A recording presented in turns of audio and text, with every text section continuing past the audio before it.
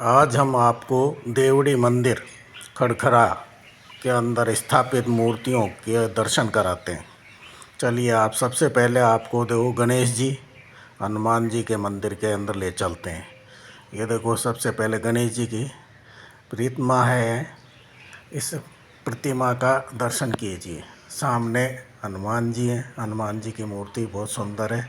Side में भी मंदिर की किवाड़ देखिए, जो राजा महाराजाओं के टाइम के अंदर जो डिज़ाइन चलती थी उसी डिज़ाइन के अंदर बहुत सॉलिड और सुंदर बनाए हुए हैं दरवाजे। इन दरवाज़ों के सामने जो ये घंटा लगा हुआ है, आप देखिए इसके अंदर जो ये बीच का जो ये घंटे को बजाने का है, ये एक अलग ही प्रकार का है। इसको देखिए, ये स्मृति पत्थर लगाया हुआ है। इसके अंदर किसने ये मंदिर बनाया है?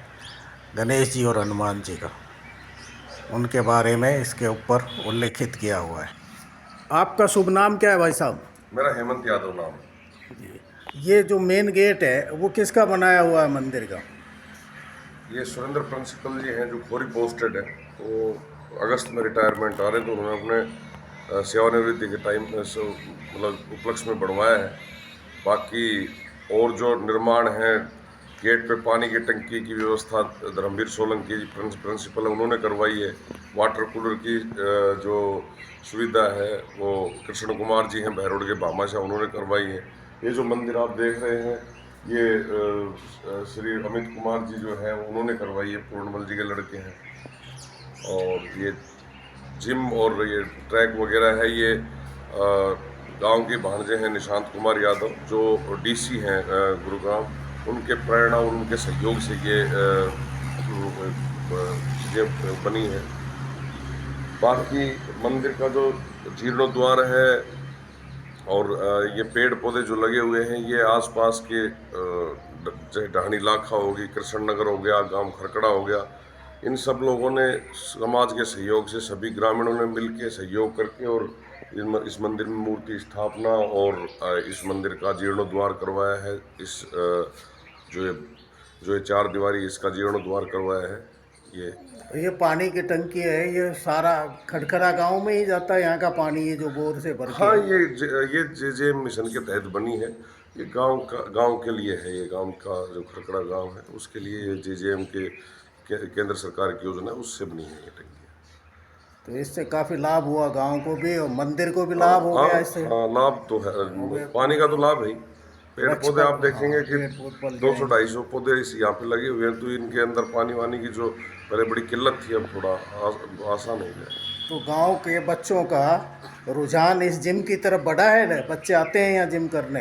ये रुझान तो जी बच्चे बूढ़े जवान सभी का बड़ा है, क्योंकि यहाँ पे एक मतलब एक ही परिसर में सब चीज़ें हैं। आपको एक्सरसाइज करनी है, आपको बैठ के रेस्ट करना है, आपको भगवान के दर्शन करने हैं, जो भी आप करना चाहो तो सब तरह के लोग, सभी तरह की सुविधाएं यहाँ उपलब्ध कराई गई हैं। सभी सुविधाएं, बैठने के लिए ब्रंच है, जिम के लिए ये है, भगवान की भक्ति के लिए, पूजा के लिए मंदिर है, वातावरण शुद्ध है उसके लिए पेड़ पौधे हैं खूब, हाँ, तो ठंडा जल है। ठंडा। बहुत बहुत धन्यवाद भाई साहब। धन्यवाद जी। अब चलो आगे बढ़ते हैं। आगे अपन अभी शिवालय है, शिवालय की तरफ आप पढ़िए। हाँ देखो, बहुत पुराना शिवालय स्थापित किया हुआ है भोलेनाथ के ऊपर। ये जलधारा निरंतर चलती रहती है। शिव परिवार है। इसकी छतरी बहुत सुंदर बनी हुई है, बहुत पुराने समय की बनी हुई है। आप इसके आसपास देखो कितने वृक्ष लगे हुए हैं। और ये यहाँ से दिखाई देगा सामने बहरोड से तहसीन की तरफ जाने वाला रोड है, उसके ऊपर वाहनों का आवागमन बना रहता है। और इस बगीचे के अंदर बहुत पेड़ लगे हुए हैं। पेड़ों की संख्या काफ़ी तादाद के अंदर है। लेकिन तो 250-300 पेड़ लगे हुए होंगे कम से कम। इसमें वट वृक्ष है, पीपल वृक्ष है, नीम बहुत हैं, कीकर है और अन्य प्रकार के वृक्ष लगे हुए हैं इसके अंदर। कुछ फलों के वृक्ष भी लगे हुए हैं। ट्रैक बना हुआ है इसके चारों तरफ घूमने के लिए। वृद्ध सुबह शाम आते हैं घूमने के लिए। यहाँ पे बच्चे हैं वो जिम करने आते हैं। आगे चल के आपको जिम भी दिखाएंगे। और महिलाएं भी आती हैं सुबह जिम के अंदर। अब आपको जिम की तरफ ले चलते हैं। आप देखिए, ये जिम है। ये जिम है, पूरा स्ट्रक्चर इसका बनाया हुआ है। देखो टीन शेड ऊपर डाला हुआ है, बरसात में भी कोई समस्या नहीं आती है जिम करने में। और अनेक प्रकार के उपकरण इस जिम के अंदर लगाए हुए हैं, जिसको 8-10 साल के बच्चे से लेके बुजुर्ग तक भी उपयोग में ले सकते हैं। हर उम्र का व्यक्ति अपनी सामर्थ्य अनुसार जिम के उपकरण का उपयोग कर सकता है। आप देखिए ये जिम है, इसके अंदर अभी कुछ समय के अंदर बच्चे हैं वो ट्रैक पे घूम रहे आएंगे, और बड़े भी आएंगे वो जो जिम का उपयोग करेंगे। ये सामने मंदिर है पूरा, जिसके अंदर भगवानों की प्रतिमाएं स्थापित हैं। आप देखिए आगे अपन बढ़ते हैं, इस साइड के अंदर आपको दिखाते हैं कितने वृक्ष लगे हुए हैं, हरियाली है, खूब ऑक्सीजन भरपूर मात्रा में होती है। ये पंडित जी पधार रहे हैं मंदिर में, अपन भी उधर ही चलते हैं मंदिर के अंदर, अभी भगवान के दर्शन करते हैं। अपन आगे जैसे ही मंदिर के अंदर प्रवेश करते हैं तो आप देखिए इनके दोनों साइड जो मेन सामने चौक है उसके दोनों साइड बहुत बड़े बड़े बरांडे टाइप बने हुए हैं। आप देखिए काफ़ी संख्या में लोग इसमें बैठकर भजन कीर्तन कर सकते हैं। ये देखिए इस साइड के अंदर एक तरफ महिलाएं बैठ जाती हैं, एक तरफ पुरुष बैठ जाते हैं, और बीच में ये पूरा चौक है। इसके अंदर भक्तजन काफ़ी संख्या में बैठ सकते हैं। आप देखिए दूसरी साइड के अंदर अभी पेंटिंग का कार्य चल रहा है। ये भगत पेंटिंग का कार्य कर रहा है, कितना सुंदर पेंट किया है, कितना अच्छा लगता है। सारी दीवारों पे कलर मैचिंग कितनी सुंदर है। सामने ऊपर देखो 3 मूर्तियाँ उकेरी हुई है। ये वेंटिलेशन के लिए आप देखो नीचे से ये ऑक्यूपेशन के लिए ऊपर सारी हवा है, एयर वेंटिलेशन का, आगे इधर से हवा बाहर निकलती रहती है और वातावरण दूषित नहीं होता है, गर्मी अधिक नहीं बढ़ती है। कितने ही लोग बैठ के भजन कीर्तन कर सकते हैं। अब इनका दर्शन करने के बाद अपन आगे बढ़ते हैं। सामने जो मूर्तियां स्थापित की हुई हैं, इन मूर्तियों के दर्शन कराते हैं।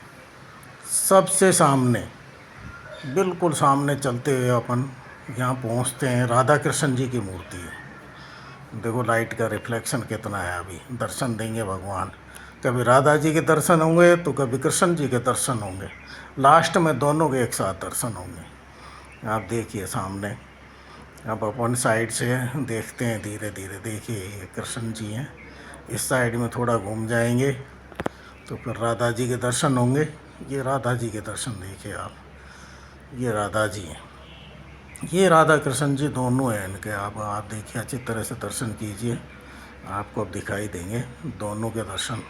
ये राधा कृष्ण जी हैं। राधा कृष्ण जी के दर्शन करने के बाद अपन थोड़ा साइड में चलेंगे तो ये खाटू श्याम जी के बाबा हैं, श्याम जी का मंदिर है।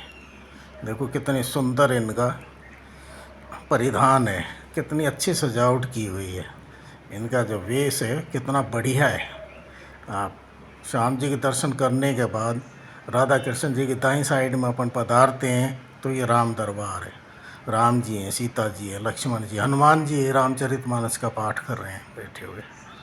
कितना सुंदर दरबार है। ये व्यास गद्दी है, यहाँ पंडित जी बैठ के रामचरितमानस का और धार्मिक ग्रंथों का अध्ययन करते रहते हैं। ये व्यास गद्दी कहलाती है। यहाँ से अपन आगे बढ़ेंगे पंडित जी की इस व्यास गद्दी से तो सामने आपको काली माई के दर्शन कराते हैं।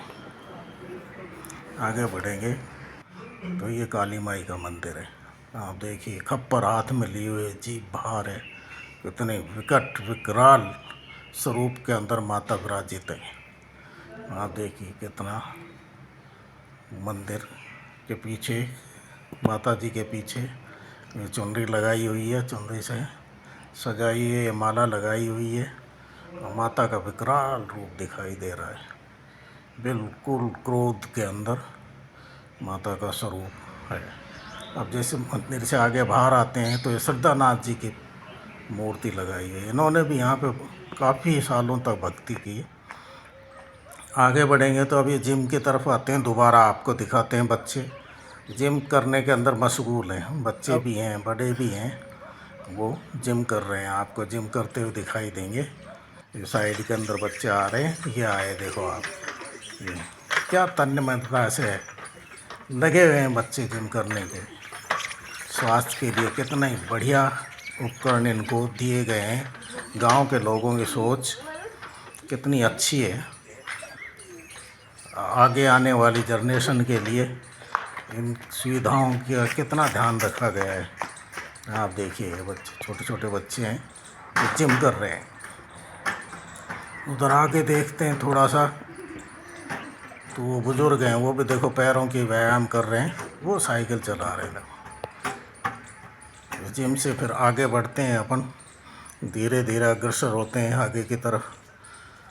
तो आगे चलते हुए सारा परिसर देखने के बाद हम आपसे निवेदन करते हैं, अगर ये आपको सुंदर लगा, अच्छा लगा ब्लॉग, तो अगले ब्लॉग के लिए तो आप इंतज़ार कीजिए और इस ब्लॉग को सब्सक्राइब कीजिए, लाइक कीजिए और आगे देखिए, आपको दिखाते हैं। बहुत बहुत धन्यवाद आपको।